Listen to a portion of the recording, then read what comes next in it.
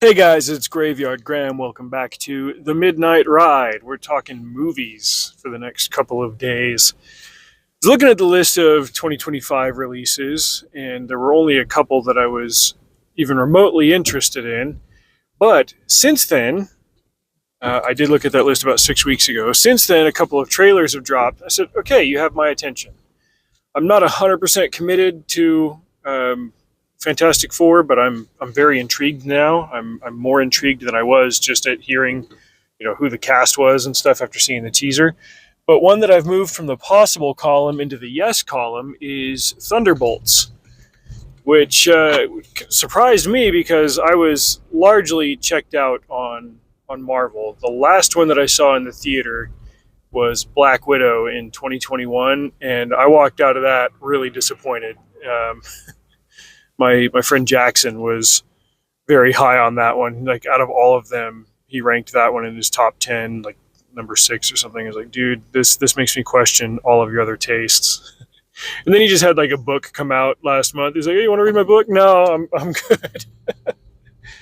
The movie could have been a hell of a lot better, and like since then, I just haven't gone back. I saw some stuff back when I had Disney Plus.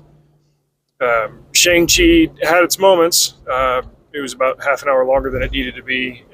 Didn't see any of the others. So since then, I've just been out on Marvel. I didn't like what they were doing with their stories.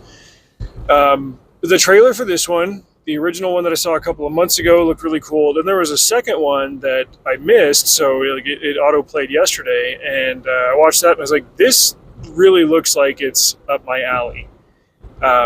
And it looks on paper so far like it's satisfying a number of annoyances that I've had with what Marvel's been doing. A lot of which has to do with them kind of sidelining their coolest characters.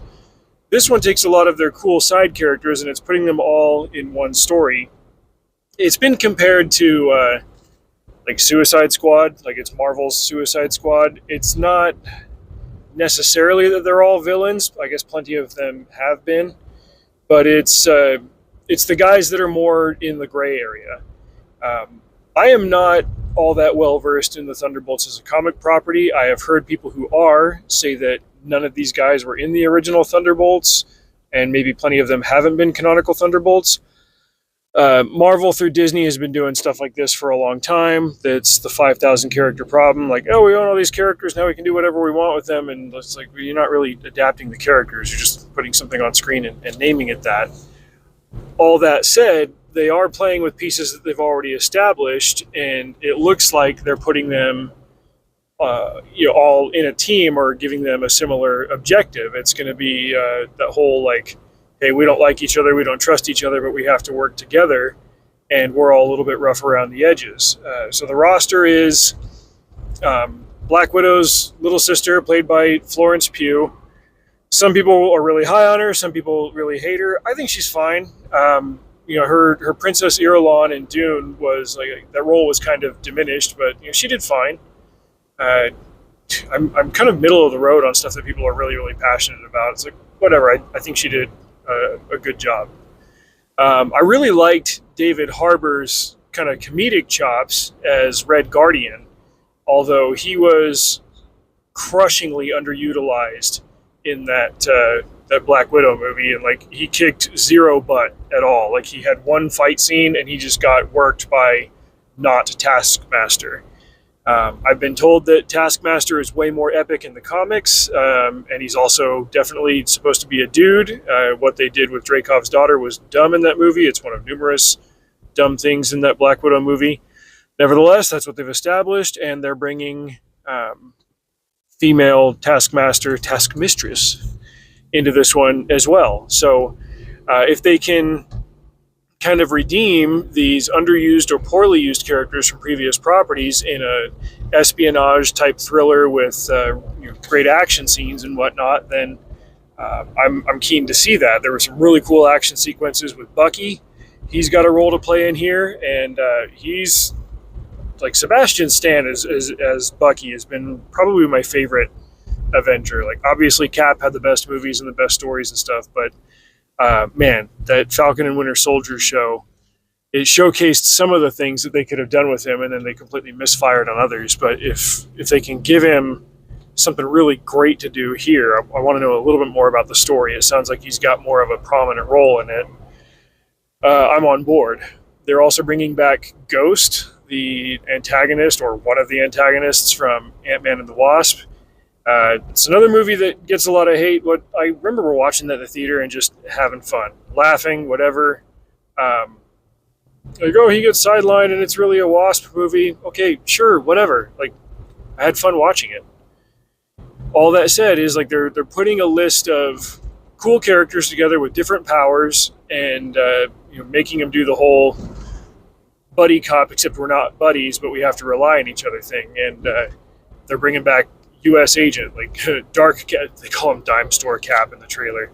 It's Marvel. They're going to have a couple of jokes, but they didn't lean so heavily on the jokes and rely on the jokes in the trailer. I think that they are aware of that problem in their marketing division, and that it annoys people. I liked that they showed some restraint in that Fantastic Four teaser. There were a few hints of levity here and there, but it's kind of been their tradition to show a trailer and then end the trailer with a funny haha moment. And they didn't do that in this one.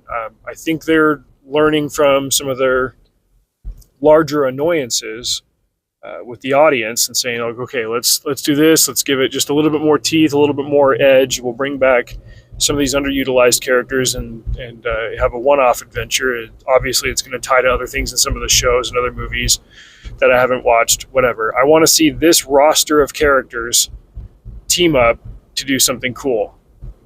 These espionage, thriller, mostly grounded, spy, mercenary team, like all those types of movies have been the best. Like Winter Soldier was the best single MCU movie. And I think a lot of that had to do with just the fact that they were playing a little bit closer to the ground. I mean, Captain America could have been Jason Bourne. He just happens to be the super soldier, you know? I like that, and I'm optimistic for a good showing there. So I probably won't watch any more trailers. I'm kind of I'm putting more effort into like avoiding knowing too much about movies before I walk in, just because it tends to help me have a better set of expectations for it. I like what I've seen. I'm going to go from there. I saw Batman Begins without seeing a single trailer for it. I hadn't seen 5 seconds of anything that happened in that movie. I just knew that I wanted to see this Batman movie and that I liked the cast that they had on the posters. That one came out my final summer in Spain, and then it wasn't playing on the airplane on the flight home, and it wasn't out on DVD yet. And you kids listening won't know that streaming was not yet an option. So I had to wait a couple of weeks for it to come out on DVD, and then when I watched it, it freaking blew my mind. I was like, wow, I didn't know a Batman movie could be this good. That's because I grew up in the 90s. We had the Tim Burton movies and then the Joel Schumacher movies, and that was it. So Christopher Nolan really rocked everybody's socks 20 years ago and never looked back. So all that is to say, I'm not going to watch any more trailers for it. I'll tag the last one that I saw. I'll put it here in the description. And I'm going to go see Thunderbolts. That's one of the movies I will catch in the theater in 2025. Drive safe. See you out there.